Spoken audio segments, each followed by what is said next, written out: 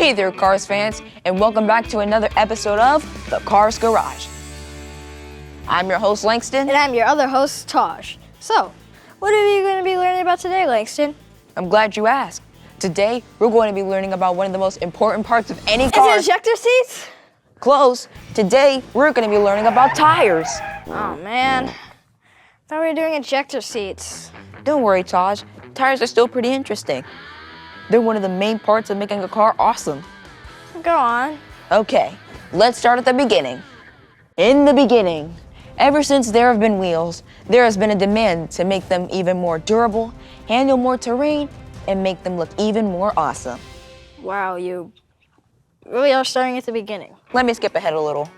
The thing you know of today as a tire was actually created in the mid-19th century when people put strips of rubber on the outside of wagon wheels. Wait, isn't rubber used in all sorts of things? Like erasers, shoes, and rubber chickens? What makes them so special when it comes to cars? Well, the thing is, rubber is a naturally occurring material that's both strong and flexible, so it doesn't break easily, and you can bend it in all sorts of different shapes. Like the shape of a wheel. I get it. It being flexible, if the wheel hits something bumpy, the rubber helps absorb the bounce. Exactly, which means the car or carriage bounces less. Soon people realize that things become more smooth when filling rubber with air. Kind of like when you squeeze a balloon and it changes shape until it goes pop. That's right. The air inside the tire helps it move around slightly to absorb bumps better. But if it goes pop, then you have a flat tire. Guess that's why it's good to always check your tire pressure. It's also good to check the tread. There's two main parts of a tire. The body, which we talked about earlier, provides support. The other part is the tire's tread. Tread. Kind of reminds me of the bottom of my shoes. That's because it's the same thing. Tread is a pattern of grooves to help you grip better. So whether it's shoes or tires, tread is there to help you from slipping and skidding. So tires are kind of like shoes for your car. Does that make Guido and Luigi shoe salesmen in the cars world? Very good point, but let's keep rolling along. Tires designed for racing are a little bit different.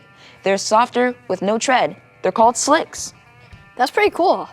But if they're so good, why aren't all tires like that? That's because tires wear down. Racing tires should only last you a few hours. That's why when Lightning's done racing, he switches to his street tires because those will last him much longer. That makes sense. Even tires get tired. Ba-ba-ba. So different tires are designed for specific purposes, like the difference between dress shoes and running shoes, or hiking boots and clown shoes. Exactly, which is why there's so many different types of tires, like all-terrain tires, which are used to withstand sand, gravel, mud, and anything else that Mother Nature might try to throw their way. Or highway tires, which are used to create a smooth ride even at high speeds, which is great for towing or hauling a certain racing legend. That's pretty cool. Seems like tires do a lot. They sure do. And another thing that might surprise you is the fact that a tire is actually what helps you stop a car. Wait, isn't that what brakes are for? You say slam on the brakes, not slam on the tires. You're right. You do use brakes, which slow down the wheels, but did you know that it's the grip of the tires that reduces the speed? This is all pretty cool stuff. You're on a roll. I feel like next you're about to say some weird word like vulcanization. Tell me it's important to tires. Well, Tosh, I am. Vulcanization is a special process where rubber and sulfur combine to make tires stretchier and stronger than they already are. No way. Yes way, Tosh. Combining rubber with other chemicals to make it even better has been going on for a long time. In fact, you see an example of this with Doc and Luigi's tires. Those kind of tires were created by adding zinc oxide to the rubber, which helped improve traction, but also turned them white. So that's why Doc Hudson has those white tires? Yep, eventually, tiny manufacturers realized adding carbon black worked even better, and that turned tires black. But tires with a white ring were still made because they look cool. Well, Doc definitely looks cool, that's for sure. Thanks for sharing all this with me today, Langston.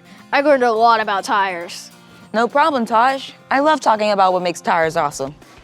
But you know what? I'm starting to feel a little sleepy. Oh, yeah? Yeah, I guess you could say I'm feeling a little flat. Oh boy, this is exhausting. Well, anyways, thank you all so much for joining us today. Until next time, bye! Bye.